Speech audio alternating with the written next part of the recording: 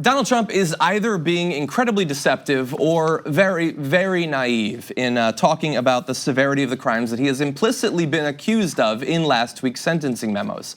So it was very clear in those documents that he is effectively an unindicted co-conspirator to campaign finance crimes, let alone anything else that might come up. That is what they apparently, the federal prosecutors, have so much evidence for that they are willing to state it as fact in a sentencing memo. However, this is how Donald Trump has greeted that news.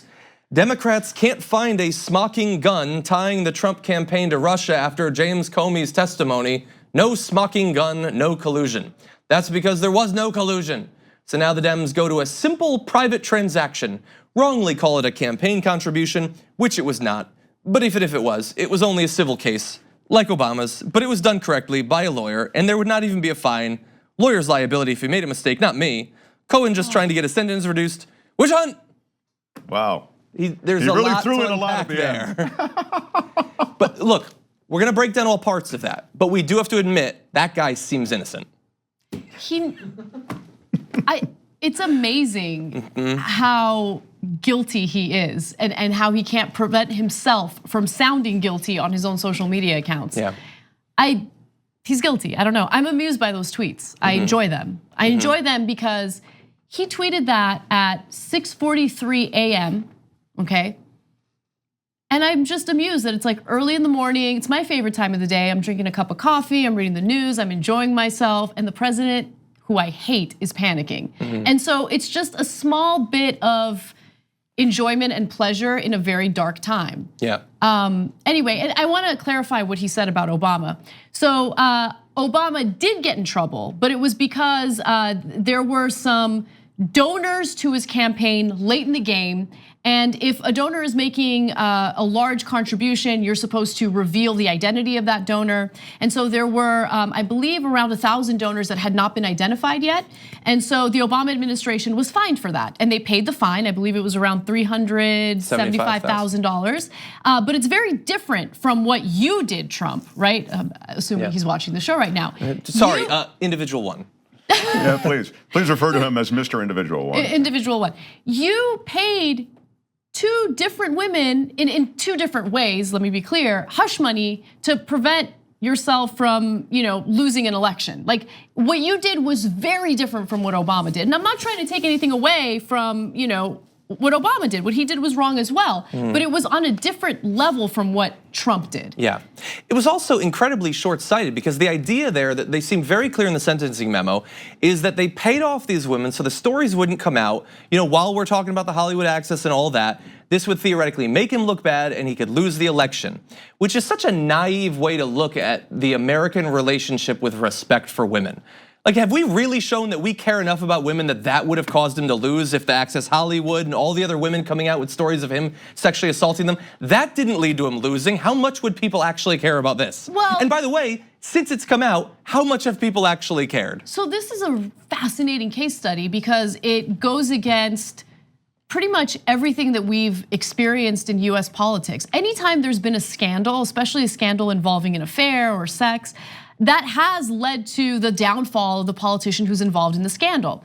At the time that Trump paid off these women, he didn't realize that for some reason, his voters just don't care. Like he is immune from the type of consequences that other politicians have faced when they've been involved in other sex scandals. Yeah. So it's just, I don't know, I wonder if he looks back now and thinks to himself, man, I didn't even really have to pay them off. Wasted a lot of money. Yeah. That's a really good point. The sex stuff doesn't stick to Trump at all. Nothing does, it seems like. Yeah, although let's be clear in this case, it is about sex stuff, but it is a campaign finance violation. Right. Exactly. Clearly far exceeding the amounts that you can spend in that way without reporting it, specifically to influence election in the last days. I'm glad that you brought up the thing that he keeps coming back to with Obama, because anytime something about that case comes up, you're gonna see a bunch of right-wingers completely disingenuously compare it to that. They had to report those names inside of 48 hours. They missed that deadline. There's no indication that they were never going to report it, and I don't even know what it would mean if they hadn't, but that's fine, they paid the fine. He's saying that it wouldn't have been an issue even if people had known about it. That's interesting, because then why did he lie about it for over a year? Why was the money routed through shell corporations? Why, if it was so fine that no one would care and it wouldn't be any crime, did you hide it so thoroughly like you're some sort of cartoon mob boss? Fake news, John. Fake news, You're John. just fake news. That's it. That's probably That's the case. his answer to all In of any it. event, some people are taking it seriously. We had some people who are theoretically going to have the power to investigate these sorts of things in just a short period of time, saying that these are serious crimes. I realize that so much has been normalized over the past couple of years that even an accusation of campaign finance violations, let alone obstruction of justice and all the other stuff, isn't enough to change people's opinion of a president. But not everyone has moved to that dark place, and so thankfully some people are still taking it seriously.